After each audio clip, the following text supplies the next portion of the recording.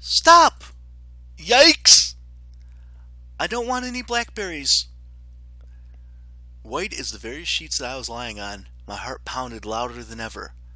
Without a word, I dropped the blanket. She was still dreaming, mumbling away in her sleep, but she had scared the living daylights out of me. After a while, Mako returned and deposited my now dry clothes in my lap. She smiled at me and lingered for a few moments, as if expecting me to begin changing. "Oh, of course, the soup.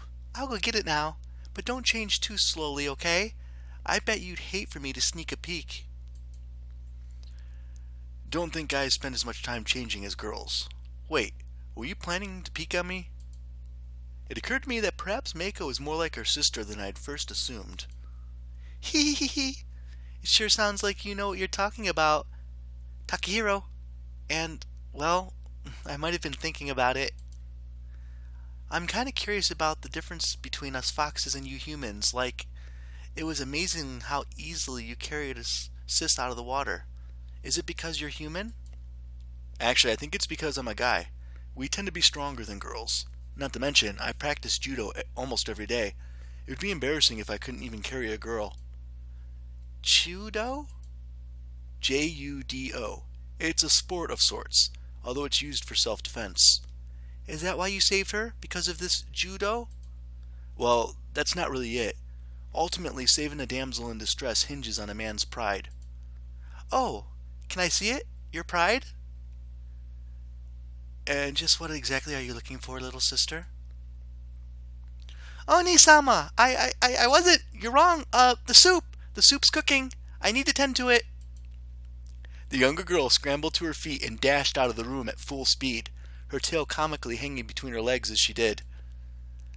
I turned to make Machiko with a faint blush on my face, averting my eyes so she could pull the sheet back up around herself. Ah, I see you're finally awake, Machiko-san. With you two making such a fuss about judo and soup, how could I possibly hope to get any sleep? I am glad to see that you are well, Takakun. Forgive me for making such measures, but I feared I wasn't getting warm fast enough, and did what I thought was necessary. At least it was a more enjoyable sleep than you would have had in the cell. I doubt the Suderi tyrant, was it? I doubt she would have given you the same service. Let's say the hospitality was much appreciated. I'm glad to hear that. If you would like to change, there's a screen over there. I promise I won't look, of course. I guess one of us has to do it. I watched Machiko close her eyes, hiding her face in her hands as if to reassure me she wouldn't peek. Taking my chances, I climbed out from under the blanket and made my way towards the wooden screen. Once I reached it, I quickly began changing. If you could be so kind as to do me a favor, Takakun, my robes would be upon the dresser behind you. Could you pass them to me, please? It would speed matters up greatly. Sure. Give me a second. After looking around for a moment, I found the robes neatly folded up on the dresser, my heart skipping a beat as I took hold of them, before turning towards the screen to hand them over.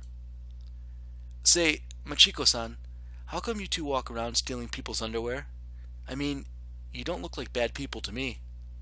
Well, it's complicated. Mako was researching a spell that she had wanted to perform, one that would allow us easier access to certain things we need, and one of the ingredients was a maiden's silk. The only silk I could think of was, well, you already know the answer.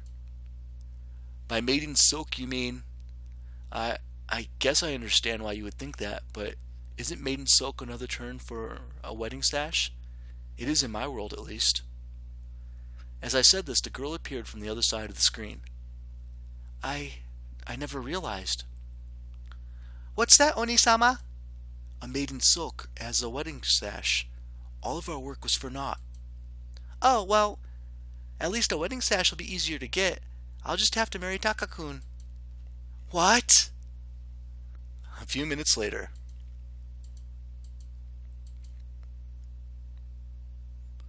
After that little incident, we relocated to the kitchen. The smell of food filled the air. Despite the younger girl's easygoing attitude, always humming some cheerful melody, I found my cheeks still burning from embarrassment. To think that a girl would say such a thing.